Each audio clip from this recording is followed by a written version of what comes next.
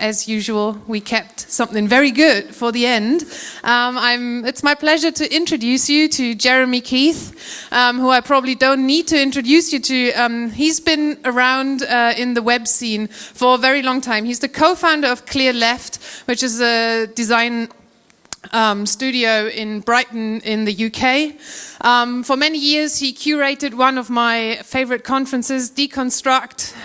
Unfortunately he's not doing it anymore, but please do it again, something like that. And he's the author on many books on different front-end technologies, from DOM scripting to Ajax to HTML5. So one thing that you might not know about him, he plays the bouzouki, and he actually taught himself HTML in order to build the website for the band that he was in at the time. That's where it all began. And what I'm most impressed about is the consistency of his hairstyle, because since I've known him, it has maybe gone a little bit more grey, but it's very consistent, so I always recognize him. So I give a very warm welcome and a big applause for Jeremy Keith.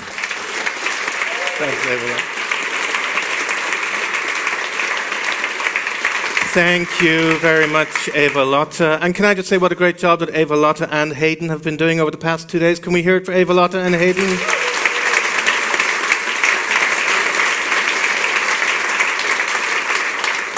It's not easy. They got to be on the whole time. I don't know about you, but my brain is pretty full after 2 days of amazing talks. Seen a lot. I'll try not to keep you for much longer. Thank you very much for sticking around. I'm guessing your brains are pretty full as well. And I know we've seen a lot of code, right? And our brains are full of code, but indulge me, I would like to show you some more code. Just for a bit. Okay. It's okay? Okay. Then I'll show you some code. Here's some code. This is a picture of code. It's a photograph of code. Now, the code base, in this case, is deoxyribonucleic acid, or DNA. And this is a photograph of DNA, which is amazing. This is the famous photograph 51. It was taken by Rosalind Franklin, X-ray crystallographer. And because of her work, and you can still browse her notebooks online, you can see the fundamental understanding of how DNA works being formed here, right? This code that underlies all life. This base 4, like we usually work with base 2, right? Binary. And with DNA, it's base 4. We got adenine, cytosine, guanine, and thymine. But from those 4 simple building blocks, we get all life on the planet. Every human being, every bird, every elephant, every fish, every insect, every tree, every plant, everything sharing the same code base, right? So unbelievable complexity arising from very, very simple building blocks. So this complexity has arisen through this process of natural selection, evolution through natural selection. It's a long process. But what you start to see is some trends over time. If you look at all these incredibly different species, you start to see some things in common between them. You see this trend towards specialization, when a species gets really, really good at doing something. The trend towards ubiquity, a species trying to spread as far as possible. And where it gets really interesting is when you get this trend towards cooperation, when the actions of a group can be far more greater than the actions of an individual. Right? So bear these things in mind: specialization, ubiquity, and cooperation. This is what evolution through natural selection tends to favor. It's a great process, evolution through natural selection, but it is, like I said, a very slow process. It's slow and it's messy. It requires errors in order to work, right? Through mutations, accidents, things get selected for and things evolve. We like to think of ourselves as being like the most highly evolved species, but the truth is that every species that's still around is the most highly evolved species for its environment. That's why it's still around, right? Everything is highly evolved. But it's a slow process. Now, there is one thing we do have that's kind of different to other species. We've kind of found a way to hack the process, to get a jump on evolution through natural selection, and that is through technology. Instead of waiting for things to be selected for, that we can imagine something we want and make it happen. This is an example of an early piece of technology. This is the Australian hand axe. You can find them all over the world. And through this, a human being is able to extend themselves, right? Without having to evolve a sharp cutting tool at the end of a limb, a human being can have something at the end of their limb that is a sharp cutting tool. And that changes us. That changes how we interact with our environment, how we interact with each other. We shape our tools, thereafter the tools shape us. But what's interesting, you look at how technology has since evolved, and there's all kinds of technology. Here's one of my favorites, the pencil. Great piece of technology, right? It's got wonderful affordance. You can tell which bit you're supposed to use. It's got a built-in progress bar, and it's even got undo. And if you look at technology like this, you start to see the same kind of trends that you see in the world of biology. This trends towards specialization, right? A pencil does one thing really, really well. Ubiquity. You can find pencils anywhere in the world, right? All over the world, you'll see pencils. And cooperation. Now, this is a particularly interesting one, and there's a great example of this with the pencil. There's a book by Leonard Reed. It's a short book called I, Pencil, and it's told from the point of view of a pencil. I, pencil. But the whole point is that no human being can make a pencil. No single human being. It requires group effort. And you think about trying to get at the graphite and getting the wood and milling it and getting it into shape, that no single human being can do that. That when it comes to technology, we kind of have to have the cooperation aspect in order for it to work. You can attempt to create technology by yourself. You're going to have a really hard time. Some people have tried. There's an artist in England, his name is Thomas Thwaites. His most recent project you might have seen, he tried to live as a goat for a year. But he had a project before that called the Toaster Project, where he attempted to make a toaster from scratch. And I mean from scratch. He wanted to literally do everything himself. Make the plastic, do the wiring, mine the metals needed for the toaster. It sort of worked for a brief moment. It was prohibitively expensive, and it kind of just demonstrates that you really do need cooperation in order to create technology. So when you see these trends in biology, specialization, ubiquity, cooperation, and you see the same trends occurring in technology, specialization, ubiquity, cooperation, you might be tempted to think that it's basically the same process going on underneath, but it's not. Like I said, evolution through natural selection is the slow, messy process, and there's no end goal, right? Nature doesn't imagine an elephant and then work towards creating an elephant. That's simply the current end result of the evolutionary process. Whereas with technology, we can imagine something we want to exist and then work towards building it. That's kind of how technology works. My favorite example of the kind of thinking about something and bringing it into existence is the school of technology called Chindogu. Anybody familiar with Chindogu? Oh yeah, okay, you know Chindogu, yeah. Comes from Japan. Kenji Kawakami founded the International Chindogu Association in 1995.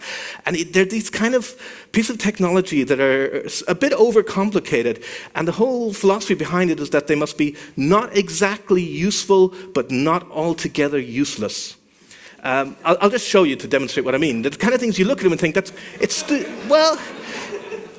first you think, no, it's stupid. But you can kind of imagine it being, he's like, I look at this and I think, that's crazy, but actually, it solves a problem. Why not keep your shoes dry in the rain? Why not harness the kinetic energy of your toddler to keep the floors clean? And if you don't have a toddler, that's fine. It works for other animals. The thing is, like all of these, they don't really take into account the social factor, right? You'd feel a bit ridiculous using any of these devices. Like, I was looking through the Chindogu book from 1995, and I found this device, and it's kind of to enable you to take self-portraits. It's got this kind of stick, you put a camera at the end, and then but you couldn't actually imagine anyone using something like this in public. So, whether we're talking about Chindogu, or pencils, or toasters, or Schwalian hand axes, the history of technology has basically been that humans augment themselves with some kind of hardware. Right? We build a thing, and that augments us. That's how we get the leap on evolution. Something interesting began to happen, I think, in the 20th century, when we get something in between here. We start to get software. We get this mediation between the human and the hardware. Now the human can interact with the software interacts with the hardware, and vice versa. And looking back over the 20th century, and maybe the greatest achievement of these three layers working together, I think, would probably be the Apollo landings, right? Putting people on the moon. By the way, seeing as we were just looking at a selfie stick, I feel I must point out this is one of the few examples in existence of an everyone else-y. This is a picture taken by Michael Collins, and in the picture there's Buzz Aldrin, Neil Armstrong, and every human being alive except for Michael Collins, who's taking the picture. It's an everyone elsey. But it's the perfect example of, extraordinary people, extraordinary hardware, and of course extraordinary software. Margaret Hamilton's flight software written for the Apollo program. Every single ingredient had to be amazing in order for this endeavor to work. And looking at the history of these three layers working together, I sort of see this trend where of those layers, the hardware is starting to become less and less relevant. It's the software is really starting to matter more and more. This idea of design dissolving in behavior, right? That the hardware won't matter. The idea of ubiquitous computing. And in a way, if you think about this principle of hardware becoming irrelevant, that the hardware shouldn't matter, that's kind of what was driving Tim Berners-Lee when he was working at CERN and he came up with the World Wide Web. All these different people, different backgrounds, working with all kinds of different hardware, trying to solve fundamental problems of science.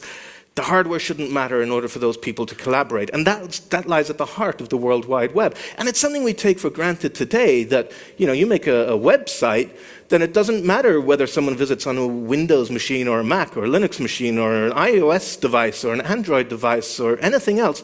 The hardware doesn't matter, right?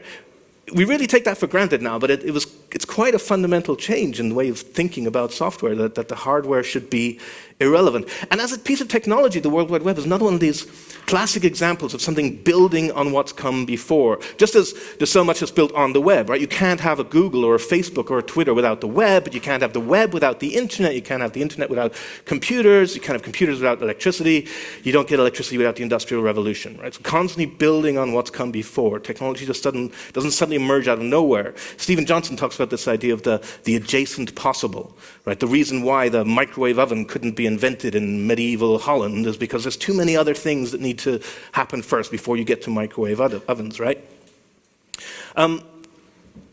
Diving into the World Wide Web, it itself has kind of got these building blocks that it's built of, right? HTTP is for the protocol. You got URLs as identifiers, HTML, this very simple format for making web pages. And it turns out that creating the technology isn't the hard part. Not to denigrate Tim Berners-Lee's work here, but just creating something isn't enough. What you have to do is convince people to use the technology. And that's hard. Humans are hard. And whenever I think about trying to convince humans to do something, I always think of Grace Hopper, Rear Admiral Grace Hopper, one of the co-inventors of COBOL and the inventor of the compiler. And she used to get very frustrated with people who weren't wanting to change the way things were done. Like, she used to say that the most dangerous phrase in the English language was, "We've always done it that way." Right? She said, humans are allergic to change. Right? And she would try to change that. She had different techniques for trying to make people change their behavior. But I think with Tim Berners-Lee, he acknowledged that humans are allergic to change. But instead of trying to change that, he sort of worked with it.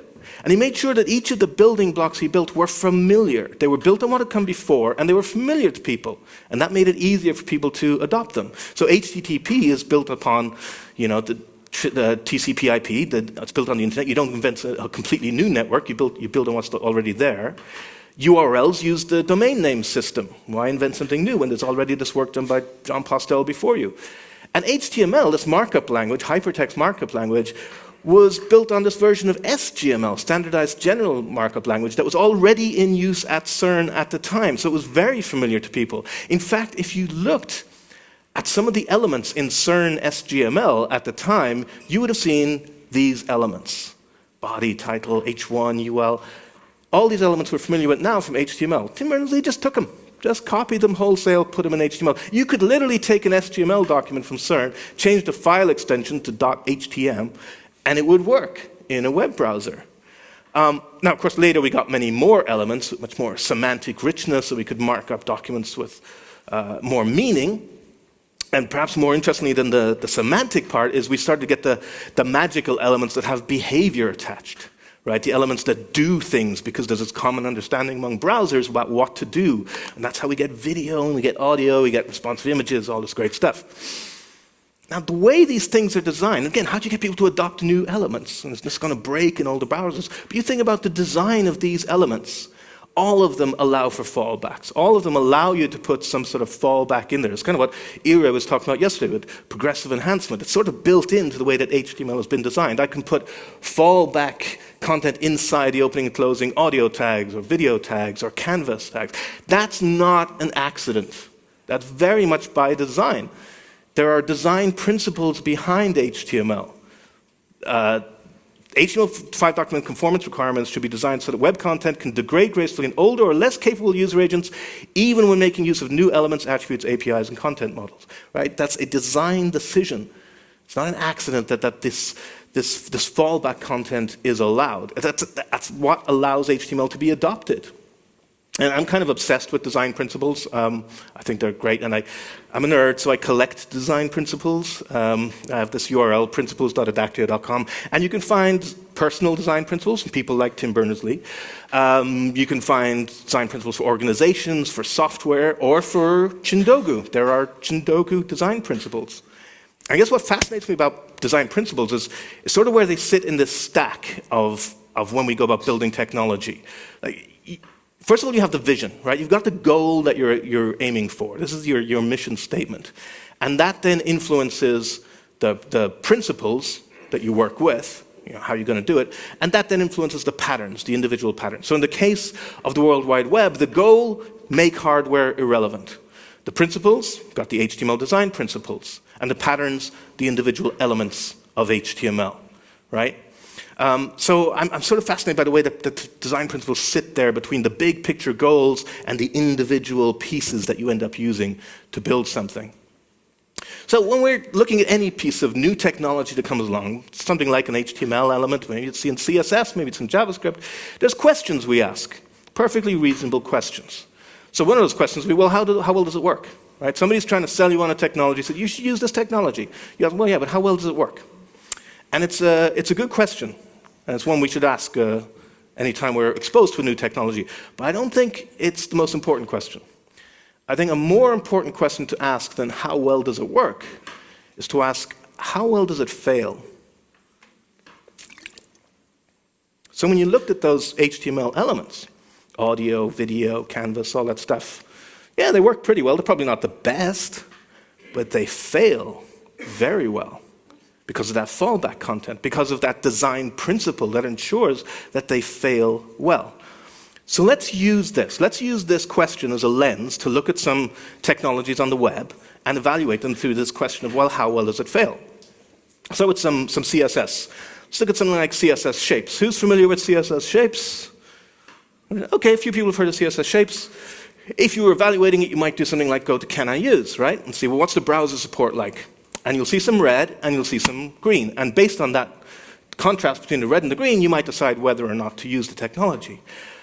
But the red doesn't tell you how well it fails. It just tells you it's not supported. It doesn't say how well it fails. Can I Use can't really help there. So an example of using shape outside, here I'm using shape outside circle on that image, and you can see that how the text wraps around the edges of the circle in that curved kind of way, okay? So that's how well it works, but how well does it fail? What happens in a browser that doesn't support CSS shapes? Well, this is what happens. The text just goes in a straight line, the same as it would have done if I hadn't used CSS shapes. So I would say it fails really well. And based on that, I'm going to go ahead and use CSS shapes because it's not actively harmful. Right? The lack of support in any of those browsers that appeared red on Can I Use doesn't mean that using CSS shapes will be harmful to those browsers. And that's a key difference to, deciding not to do something because it's not supported, instead to be asking how well does it fail? Would it be harmful if I were to use this? Okay, does that make sense? Okay. Well, let's look at some other technologies with the same lens. Here's a hot topic, service workers. Who's heard of service workers? Who's using service workers? Okay, so significantly fewer hands using service workers than have heard of it. So most of you who put your hands up are in the position of evaluating this technology. You've heard of it, you're weighing up the pros and cons, you're trying to decide whether or not to use it. Service workers, personally, I think they're great. They allow a lot of powerful features. They're very hard to describe, right? Because Technically, it's a JavaScript file, but you don't treat it like your other JavaScript files because that's not the way to think of it. Think of it as like it happens to be written in JavaScript, and it gets installed on the end user's machine like a cookie or like a virus because it can execute code. So it's like you're doing a man-in-the-middle attack on your own website, which seems kind of scary, but actually it's really, really cool because you get to do all sorts of performance things like caching and custom offline pages like this, which is just really nice, right? Like The Guardian has this wonderful offline page. If you're trying to access an article on The Guardian and in a browser that supports service workers, if you don't have a network connection, it gives you a crossword puzzle, which is really nice. Okay, fine, but how well does it work? Right? You're trying to evaluate this technology. Well, you can.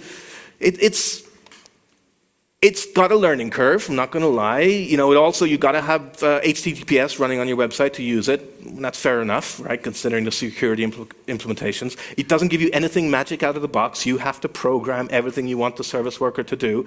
So, it's not exactly easy to get up and running with it, but it is powerful, I would say. So it works well. The support, you'd look at can I use and say, yeah, I see some green, but I see a lot of red there as well. Now, but as we saw with the example from CSS Shapes, this doesn't tell us anything, right? Because what we're not asking yet is how well does it fail? What happens in the situation where service workers aren't supported? And that's where I think the design of service workers is absolutely genius. Because the way that service workers work is that the first time someone visits your website, they don't have a service worker installed. They can't. They've never visited your website. So the first time anyone visits your website, no one supports service workers. Now, it's only then that you can install the service worker and do the magic caching and have a custom offline page and all that great stuff. But you can't rely on that service worker because you still have to accommodate that first-time visit. So by design, service workers fail well. They can only be used as an enhancement. They can't be used as a fundamental technology you build everything around. I think that's brilliant, because that means basically if only one browser supports service workers, it's still worth using the service worker. It does no harm to the browsers that don't support it. So you're sort of rewarding the more modern browsers. You're doing no harm to the browsers that don't support service workers. And of course, over time, then more and more browsers will support service workers, and your site will just get better and better in those other browsers. So, how will the service workers fail? Really, really well, in my opinion. That's their key strength. All right, one more technology on the sort of front-end spectrum. Web components. Who's heard of web components? All right, quite a few hands. Who's using web components? The real thing now. Really? Here and there. Okay. You're a brave man, Hayden. So web components are interesting because they're not actually a technology. It's this sort of term for a bunch of technologies together. You've got like custom elements. You've got the very sinister sounding shadow DOM. Other things like templates and HTML imports. We all wrap it up and call it web components. But what's the problem it's trying to solve? Well, when we were looking at the really powerful elements in HTML, right, the elements that do things, that have behavior attached, the video, the audio, the canvas, they're great, but it's almost like evolution through natural selection, that it takes a long time, right? You have to hammer out the specs, the browsers implement them at a fairly slow rate, it takes time. The idea with web components is that you could make your own powerful elements, right? You just invent elements. Give them whatever name you want to accommodate some situation that you keep bumping into over and over again. The only caveat is that the name of the element must have a hyphen in it. This is kind of an agreement between us developers and future browser makers that there will never be an HTML element that has a hyphen in it. So it's kind of a safe namespace to play around it. So you create these custom elements, right, and you start using them. Now, of course, if you started just using an element like this, it would be interpreted pretty much as a span. It doesn't have any meaning to the browser. There's no shared understanding amongst the browsers in the same way there is for a video or an audio or a canvas element. So you have to sort of lift it up and make it into that powerful element. And there's different methods for doing that. There's this idea of HTML imports, although it seems like no browsers other than Chrome want to implement that. There's other ways of doing it through JavaScript. But the point is you point off to some other file that contains HTML and CSS and JavaScript that's got all the instructions and how this magic element is supposed to work. And the key thing is that these instructions are encapsulated. They're scoped. Right? So the CSS for your magic mega menu element doesn't leak out of any mega menu items on your page, right? This is kind of the holy grail we've been chasing with components, right? With React and with pattern libraries, all this idea of having encapsulation, with keeping things, tightly bound. And the idea would be that they're reusable. So somebody smart creates a mega menu element, encapsulates all the behavior and all the styling required, and you can take that and you can just drop it into your website. Okay, that seems like a good goal, right? That's a good goal. How well does it work? There's a lot of moving parts, and like I said, it's not one particular spec, so you kind of have to go and look at the individual parts and see what the browser support's like, and it's not looking, different specs have different support. But as we saw, this doesn't really matter, right? Because we saw in the case of CSS shapes and service workers that just looking at the green and the red doesn't tell us the whole story. What you really need to ask is, how well does it fail? And that's where things get very interesting with web components. Because the answer to the question, how well do web components fail, is, it depends. It depends on how you choose to use the web component. So if you're making some cool image gallery element, that's going to turn something into a carousel with all sorts of lovely animation and swipey behavior, and you did something like this, where you've got an opening image gallery tag, and then you've got the images within it, and then you've got a closing image gallery tag. Well, this is going to fail really well, because let's say the browser doesn't support custom elements or shadow DOM or some of the other bits that's needed to support. Well, that's fine. You still got access to the images themselves. The content is still there. So if you use web components like this, your web components will fail well, just as HTML fails well.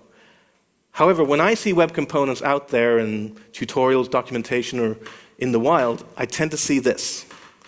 Opening tag, closing tag, nothing in between. And that fails really badly. There's nothing to fall back on.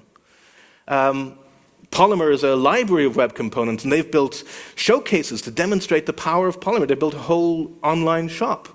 And if you go there, this is basically the markup of the homepage. Right? An opening shop app tag, closing shop app tag, and then a script element. And that's where all the magic is. All the behavior is there behind that single source of failure. So this is a real shame when I see stuff like this, when I know that we could be using them in a way that fails well.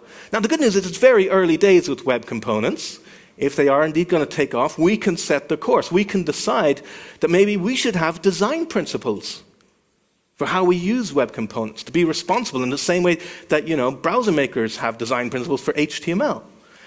The really exciting thing about web components is that they give us developers the same kind of power that previously only browser makers had. But the really scary thing about web components is that they give us developers the same kind of power that previously only browser makers had. With great power, responsibility, you know the spiel, right? So it's kind of up to us. And this is why the answer to the question, how well do web components fail, is it depends. Depends on how you use them. Depends on whether you have design principles guiding you. Now, both service workers and web components have a sort of commonality in that they're sort of these umbrella technologies. A service worker by itself doesn't do much, but it'll give you access to APIs like the fetch API, the cache API, even push notifications, right? All these powerful low-level APIs that are in the browser. And web components is the same. It's this umbrella term for these technologies like custom elements and shadow DOM and templates and HTML imports. So the whole idea behind them is that we developers should make stuff and demonstrate the use cases rather than petitioning the browser makers and petitioning the standards bodies and telling them we want something and then waiting for them to implement it. It's kind of handing us the responsibility. And this is all wrapped up in a school of thought called the extensible web. Right? It's very much got design principles. There's a manifesto. There's an extensible web manifesto. And the idea here is, that let's give developers access to the DNA, if you will, of the web browser. That we then, make the things we want, and at some point those could get standardized. Right? Houdini is a similar idea for CSS, that we would actually write CSS that would get executed in a browser. But the extensible web itself is not a technology, it's just a phrase. Right? It's just a term.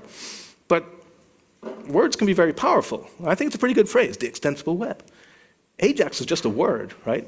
The technologies required for Ajax existed already. XML, HTTP request, all that stuff, right? But Jesse James Garrett comes up with this term, AJAX, and now we could talk about the thing. So having a phrase, having a word to describe something can be very powerful. Responsive web design, right? The technologies already existed, media queries, liquid layouts, fluid images, but Ethan comes along, puts a bow on it, right? Calls it responsive web design, and now there's an explosion in popularity. Now here's a term you've probably heard recently, progressive web apps. Who's heard of progressive web apps? Who's implementing progressive web apps? Okay, so similar to kind of like, there's a lot more people have heard of it than are implementing. So the rest of you are presumably evaluating, deciding whether it's worth your while. A progressive web app fundamentally is, again, just a term for a sort of an umbrella of technologies. Because it's really just three things. Your site's running on HTTPS, you have a service worker, and you have a manifest file. This is just a JSON file with all the kind of meta crap that normally goes in the head of your document, like these are my icons, this is my background color.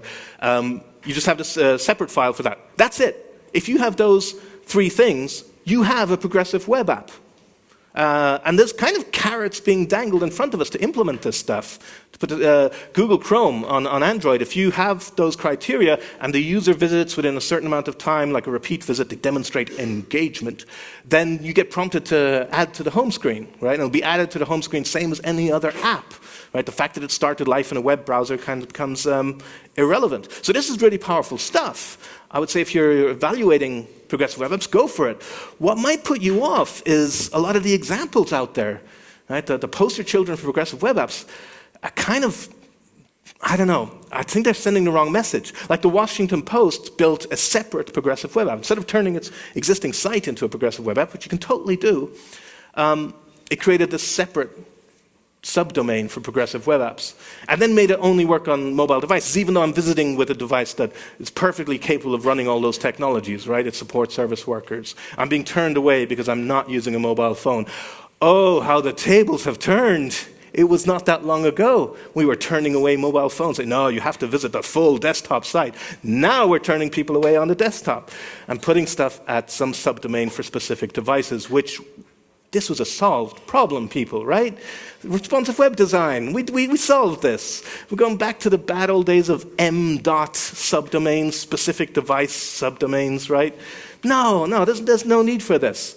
So a lot of the examples of progressive web apps out there are these kind of single-page apps at subdomains that it doesn't have to be that way. It's just HTTPS, a service worker, and a manifest file. Literally any website could be a progressive web app. I mean, I've turned most of my sites at this point into progressive web apps. This is maybe kind of appy, sure, but this is just a community site, right? An online community, and that's a progressive web app, according to all the criteria. My blog, a blog, is a progressive web app. I can see how the terminology, web app, would confuse you there, right? A book, I put a book online. It's a progressive web app, works offline, and I've made that page of design principles because I'm a nerd, and it's also a progressive web app. So as you're evaluating all these things, I'm sure you have many questions that you ask of the technology, right? Here's one I think is an important one to ask. Who benefits from the technology that you're evaluating? And specifically when it comes to building stuff on the web, I sort of see these two sort of answers for this question. Technology could potentially benefit developers, could potentially benefit users. Now, 9 times out of 10, it benefits both. Use some new technology, it's great for developers, and it's great for users. Wonderful.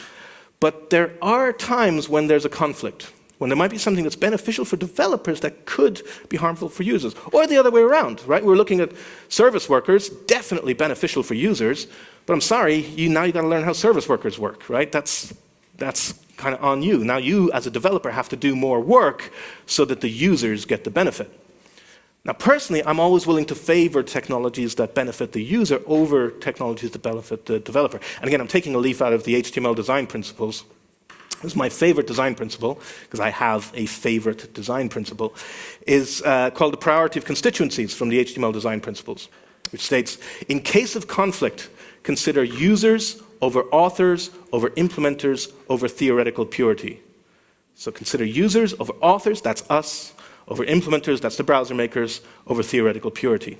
And I think that's actually a pretty good design principle when you're evaluating technology in general. So The problem is I don't think we can apply the same lens to all the different technologies we use to build websites, because there's a difference in these kind of technologies. I've been trying to label these differences, and the best I can come up with is that you kind of got the internal tools, the tools that you use on your machine, but that they, at the end of the day, they still output HTML, CSS, and JavaScript. And then the tools that are external, in that they have to be downloaded by a browser. So examples of the sort of internal tools are things like, build systems and version control and preprocessors and compilers, all this kind of stuff, right? They make you work better, like you can work faster if you use these tools, but ultimately they're not touching the end user, right? They sit on your machine and they output HTML, CSS, and JavaScript. The outward tools are different, right? These are tools written in the technology itself. So a CSS framework is written in CSS. A JavaScript framework is written in JavaScript. Now, when it comes to evaluating the internal tools, your build tools, your preprocessors, all that, my philosophy is do whatever you want. Doesn't matter. Because it doesn't touch the end user, I don't care what you use. Now, there's an argument to be made that anything that helps a developer work faster is de facto beneficial for the user. Right? There is a knock-on effect, and that's true. But I'm talking about things that directly touch the user. So, like I say, use whatever you want when it comes to those inward-facing tools. But I don't think you can apply that same criteria to the outward-facing tools. Like, just because I really like this library, it makes sense to me, that's not a good enough reason to use it if it means the user has to download that library for you to get the benefit.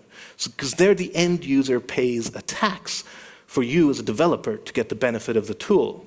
I'm not saying don't use those tools. I'm saying you have to ask that question. Who's benefiting here?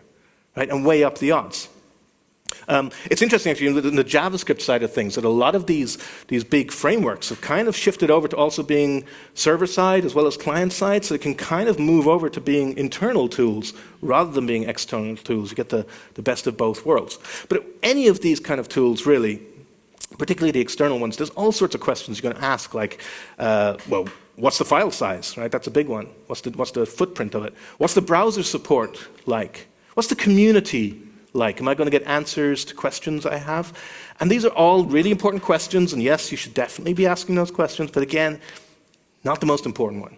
I think if you're evaluating a tool, the most important question to ask is, what are the assumptions in this tool? Because I guarantee you they are there. We put our assumptions, we put our biases into everything we build. We can't help it. It might not be deliberate. We can be deliberate about it by having design principles, right? And we deliberately imbue what we build with those principles. But everything kind of has the principles whether you want them or not. Right? Software, like all technologies, is inherently political. Code inevitably reflects the choices, biases, and desires of its creators. And this is true of everything, but it is very much true of software. We talk about opinionated software, but the truth is, all software is opinionated because software is made by humans, right?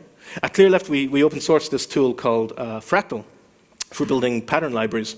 And the whole idea, the design principle behind it was that it should be as agnostic as possible. It shouldn't make any assumptions about what the developer wants to do.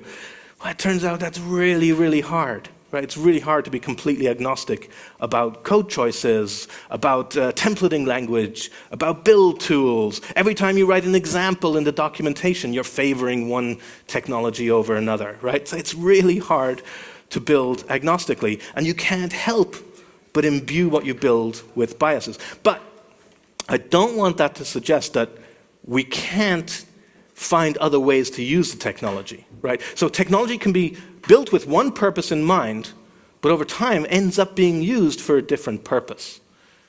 Classic example, Alexander Graham Bell, he thought that the telephone would be used so that people could listen to concerts at a distance. Whereas Thomas Edison thought that the gramophone would be used so that people could record conversations over time, right? And those two technologies ended up being used for the exact opposite reasons. So history is full of examples of technologies created for one reason being used for another. Great example was with Hedy Lamarr, you're probably all familiar with, right? Star of the silver screen at the start of the 20th century, married an Austrian industrial arms dealer. She used to sit in on the meetings, they didn't pay much attention to her. Then after the Anschluss, she managed to make it out of Austria, she gets to America. She wants to do something for the war effort, particularly after a refugee ship full of children was torpedoed by a U-boat. And she comes up with a system, together with a composer called George Antheil, a system for guiding torpedoes by radio. Now, up to this point, you could already guide torpedoes by radio, but if the enemy managed to find the frequency you were using, they could block it, and now you couldn't guide your torpedo.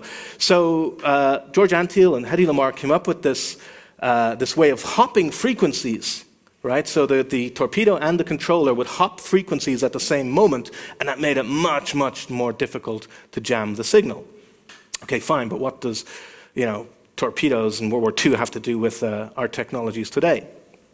Well, if you have a device on you right now that's using, say, Wi-Fi or Bluetooth or GPS, all of those technologies make use of frequency hopping. It wasn't the intention of frequency hopping, but those technologies use them.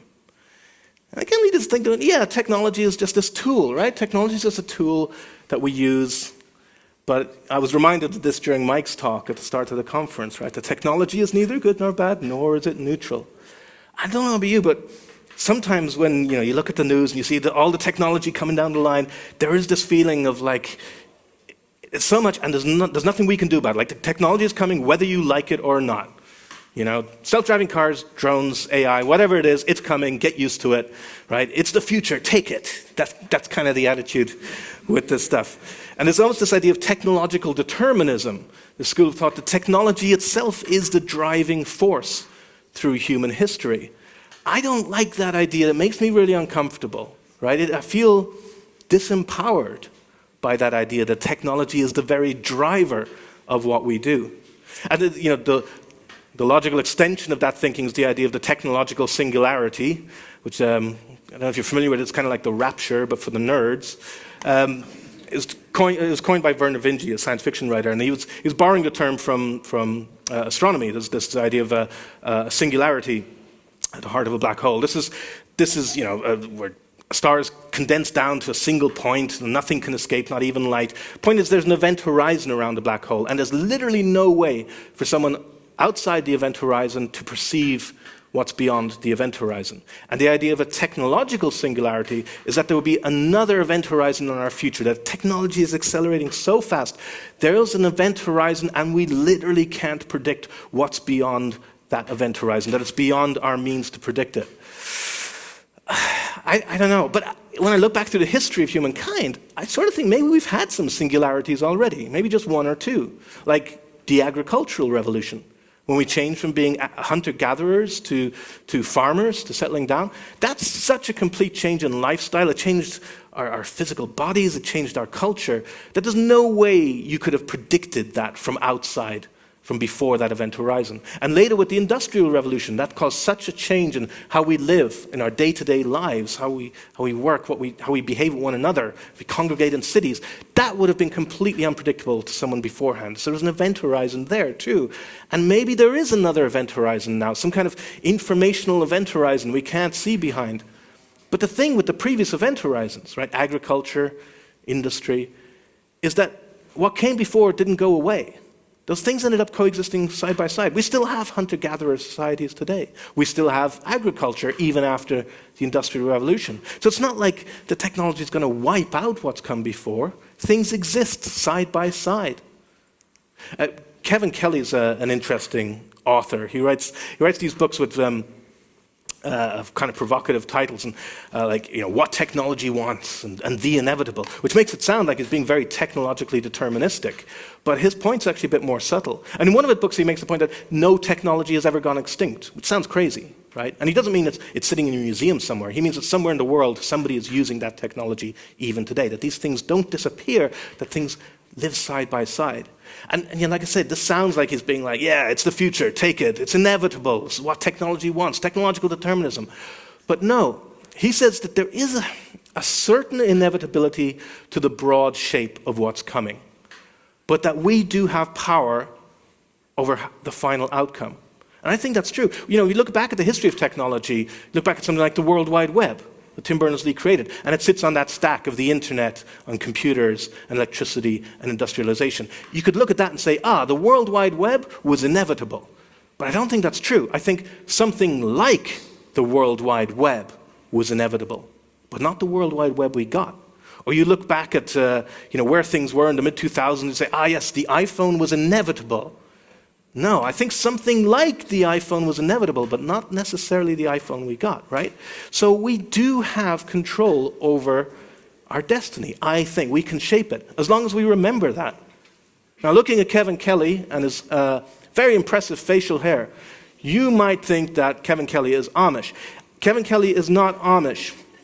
Kevin Kelly, however, has spent time with the Amish, and he would describe himself as Amish-ish. Because as he points out, the Amish get this bad rap. Everyone thinks, the Amish reject technology. That's not true. The Amish evaluate technology, but they do it at their own pace, right? The Amish are steadily adopting technology at their pace. They are slow geeks. I like that. Slow geeks. Instead of feeling like, it's the technology is driving the pace. No, we will evaluate this at our own pace. And I think we could all do with being a little more Amishish, not necessarily in our fashion choices or facial hair, but in how we ask questions, how we evaluate our technologies. That we ask, of course, how well does it work, but at the same time that we ask, how well does it fail? That we ask, who benefits from this technology? Perhaps most importantly of all, asking what are the assumptions inherent in this technology? Because when I look back at the history of human civilization, I don't see technology as being the driving force. I see people as being the driving force. Remarkable people, yes, but people nonetheless. And you know who else is remarkable? You're remarkable. And I'm really looking forward to seeing the future that you build with technology. Thank you.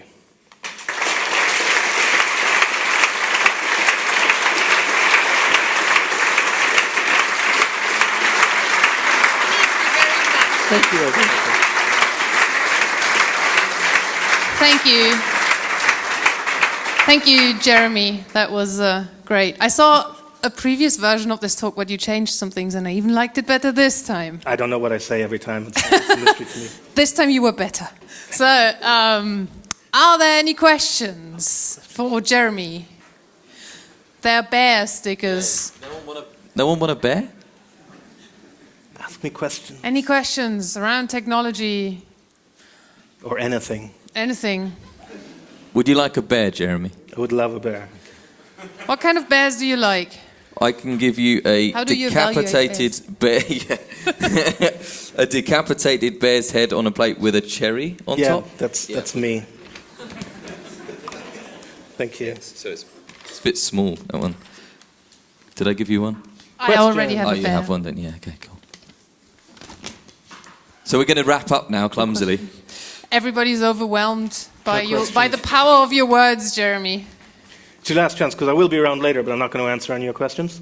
Exactly. He will be... So are you going to the chill out at the pizza place? Yeah, I'll be there, but I'm not going to answer your question. So, you have to ask it now. He will take a long time evaluating them, though, so it's all good. Big round of applause for Jeremy Keith, please.